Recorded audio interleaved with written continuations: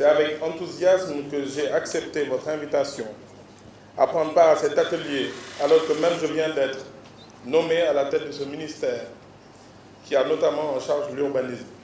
Le sujet qui nous réunit, celui de la planification urbaine et du développement territorial, retient en effet toute mon attention, tant il me paraît être un vecteur nécessaire et idoine à la transition vers des villes et des territoires durables dans la perspective de l'émergence du cadre de vie de demain. Je remercie donc chaleureusement les organisateurs de cet événement qui s'inscrit dans la dynamique du sommet Africité qui s'est tenu à Marrakech du 20 au 24 novembre 2018. Il constitue la première d'une série de sessions thématiques devant conduire à une mutualisation des idées et des efforts pour le développement de nos villes. Je salue par ailleurs l'appui technique déterminant de la CGLUA et de l'ONU Habitat.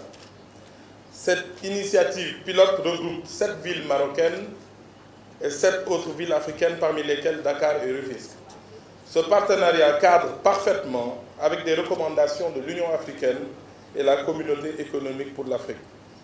Mesdames, Messieurs, distingués participants, la population urbaine en Afrique s'élève actuellement à 472 millions d'habitants. Elle devrait cependant doubler au cours des 25 prochaines années pour atteindre 1 milliard d'habitants en 2040.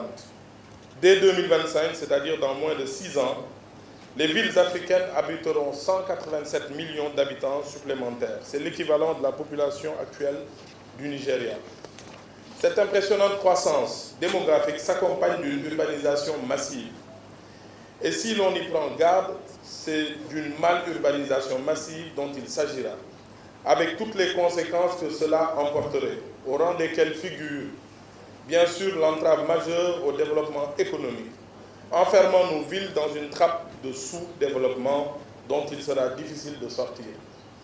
Or, l'un des enjeux de la planification urbaine est précisément d'éviter que cette urbanisation ne devienne une mal-urbanisation, de connecter nos villes pour en accroître l'efficacité, de réduire les fragmentations spatiales, bref, d'optimiser l'utilisation de l'espace urbain et de développer nos territoires à grande échelle.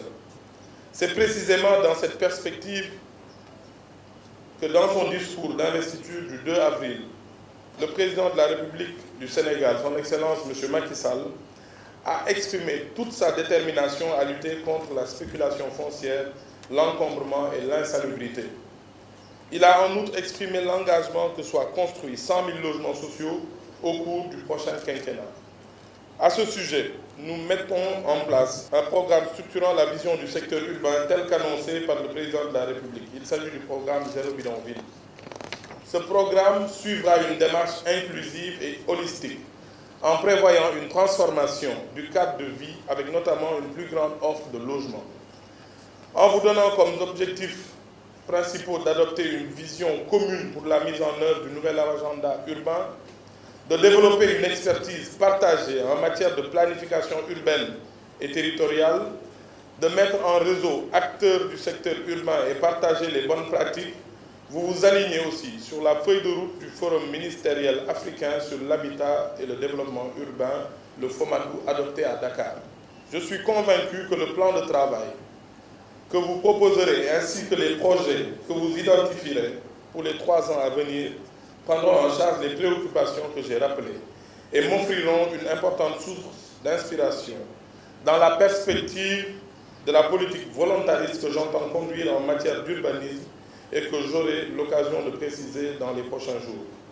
Je ne saurais terminer sans remercier Madame le maire de Dakar, Soham El Wardini, pour son engagement pour la réussite de cette première rencontre.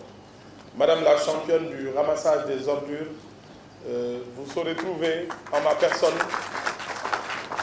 un partenaire pour la salubrité de nos villes, le désencombrement de nos villes. J'ai l'habitude de le dire, Dakar ne doit pas avoir de complexe face à ces grandes villes que sont Kigali, que sont Casablanca ou d'autres villes.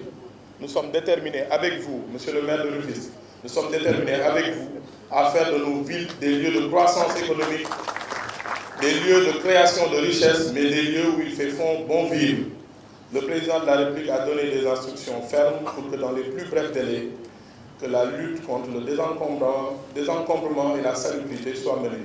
Donc sachez qu'à vos côtés, nous serons ensemble les champions, même si vous n'avez pas gagné le marathon FA d'hier, mais je serai à vos côtés pour mener ce combat ensemble.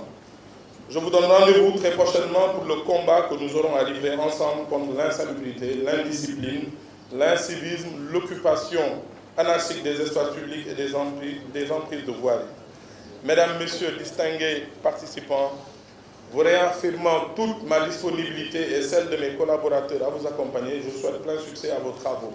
Sur ces mots, je déclare ouvert l'atelier de planification urbaine et de développement territorial. Je vous remercie de votre aimable attention.